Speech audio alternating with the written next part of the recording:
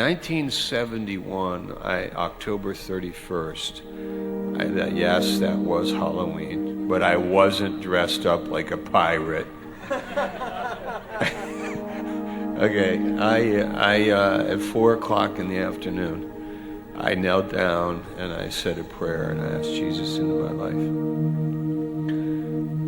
The next morning when I woke up, I was not guilty. And I did not know that I had been guilty until the guilt was gone. And I woke up, and for 2 days, I was like affected by the Holy Spirit, and I didn't know what that was. But I had a sense of something, that Jesus is real. And then it went away. And through that year, I was like asking questions. It was in October. In the spring, I had this desire in my heart. I thought about my life and what I really want to do. And I had the thought that maybe I could follow God and tell people about Jesus Christ. But remember, I was Catholic. I was wondering, should I be a priest? I'm in the Catholic Church. I was wondering, I thought, no, I don't think I could be a priest. I don't think I could do the, no marriage thing, and other things too. I went home that summer, and my mother said to me, she never said this to me before, but she said, I think, you shouldn't stay home this summer. Because your father gets really upset when about this thing about you believing in Jesus, and your father really, it's not good for his heart and his health, because he was sick already, and I could kill him, So she said our neighbor, Ronnie Staple, had a house up in Maine, and I could stay up there behind the house in the shed. I could live in the shed up there in Maine. I thought, wow, that sounds cool. So I went up to Maine, and I lived in Booth Bay Harbor, Maine, which is really a beautiful town on the coast, Route 1, back in, on the water. And I did live in the shed, and I went around asking for jobs, looking for work, and that summer, and I found a job in East Booth Bay Harbor, and I hitchhiked back and forth, and I was giving out chick tracts. I have many stories I can tell. I mean, some amazing things happened that summer. But anyway, that summer happened like this. And for 1 month, I didn't have any church, and I would go to a church and look around, and they were, the typical churches. One day, I prayed honestly. I said, Lord, I need to go to church somewhere. So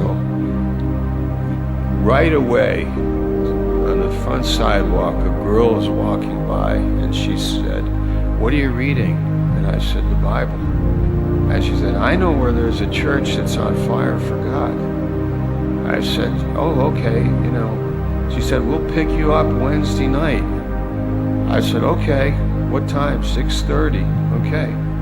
The car pulled up, and I went to that church, and it was Pastor Stevens' church in Woolwich, Wisconsin, Maine, about 45 minutes away. And they asked the first-time visitors to stand up. So I stood up, and I said, I'm from New York, and afterwards, like people are talking to me, and some new believers in the church lived right next to me, next to the shed, like a stone's throw away in Booth Bay Harbor. Anyway, that summer, I started coming to this church. And the very thing that I wanted that spring, when I was in upstate New York, when I wanted to follow God, and I thought maybe I could follow God and he could use me, was now being answered in Maine by meeting Dr. Stevens' church. And what they said at the end of the summer was, we're going to start a Bible college. And I thought, wow, like really? And the people that got to know me, that like there was a group of us about the same age, and we could say we were like hippie-ish type. I mean, we had long hair, and you know, that was the kind of the time. It was 1970. This one couple, they were living in California, and they said God told them to drive to Maine, and they drove from California to Maine, and they told me, they said, this man is on fire for God. This church is amazing. And God told us in California to come here. And so he became a friend and encouragement to me. And he said, you have to go to Bible college. And I said, well, I'm in a secular school in New York, and my family really wants me to go there.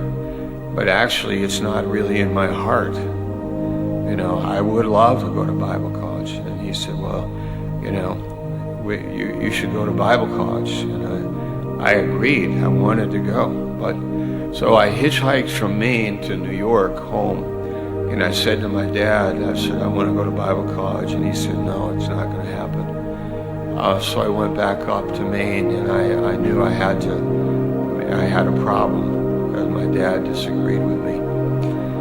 And so, but it was in my heart. I mean, I didn't know. I was ready to go. I mean, I was ready to give up everything. My family, my education, everything. You know, I was willing to go for it. Whatever, I'm going to jump off a cliff, and I don't know where it's going to lead me. I have no idea. But I'm reading the Bible. Jesus said this. And when I went back home, my dad drove me to the school, because he didn't, I don't know, he had never done that before, but he drove me to the school. He got me in the house. I settled there, and in my mind I thought, you know, I'm going to try it. So I went to all my classes, like organic chemistry and calculus 3 and all these courses. It was like, I mean, not organic, what's the other one? It doesn't matter, but it was like physical chemistry. It was like, oh, I sat in the classes with these books, and I'm just thinking, is this really what I'm supposed to do, you know? And I went to my guidance counselor, and I said, how much money does my dad get back if I leave the school? First, could I leave? I could leave, come back.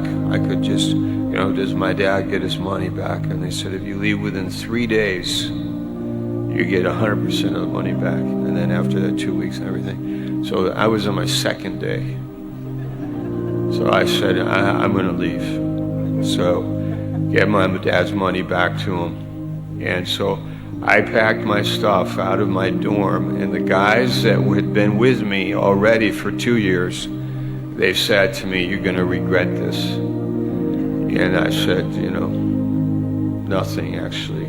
I walked out, I went to the ferry, which crossed the Lake Champlain to Vermont, and I started hitchhiking through Vermont into New Hampshire, and then on my way to Maine, and there was like no cars out there. Like I went the wrong way. But I was out under a full moon in the fall, you know, hitchhiking, and I'm thinking, you know, like you've had these moments, I'm sure. And it's like, Lord, you gave your son. So it's nothing for me to give my life.